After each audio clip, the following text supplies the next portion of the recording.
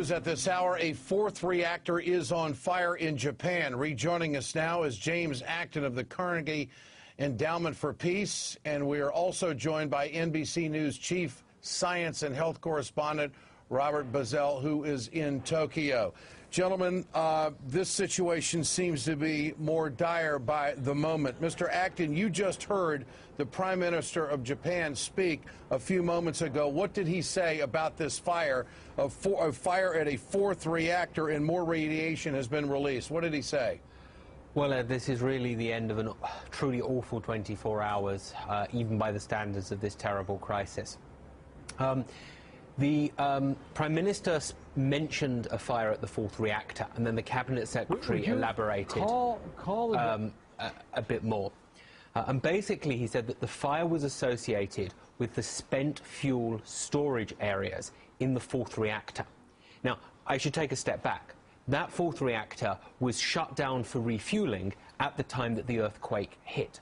So it wasn't in nearly so critical a condition. There wasn't highly radioactive fuel in the core that needed cooling. Nevertheless, there was highly radioactive spent fuel, either in the spent fuel storage pools or in the process of being transferred from the reactor to those pools. And there has been a fire in some way associated with those pools. Bob Bazell, the Japanese Prime Minister warned residents within 19 miles to stay indoors. Why wouldn't getting any further away from that be an option? Why would he put a limit on it? Well, first of all, that's an area that suffered an enormous amount from the devastation of the earthquake and the tsunami, and evacuation is putting even more pressure on people who are horribly stressed already.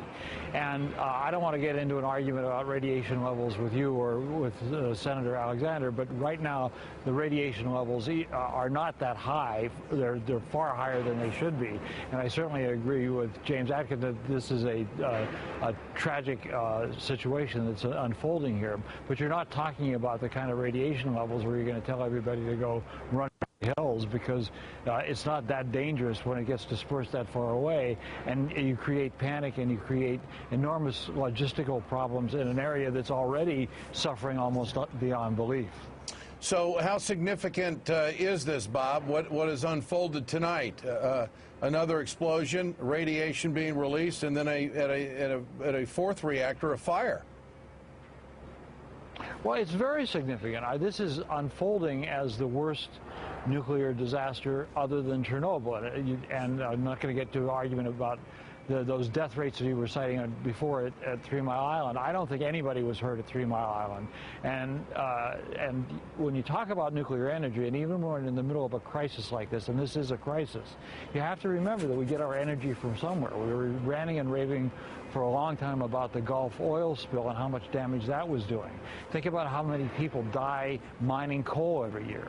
As long as we're looking for energy, we're going to have to take some risks. And this, what we're seeing now, is very, very bad and very frightening to me, and in many ways. But the argument about whether we should have nuclear power or not is not so simple based on this one accident or any other accident. But to get back to the question, this is an unprecedented situation.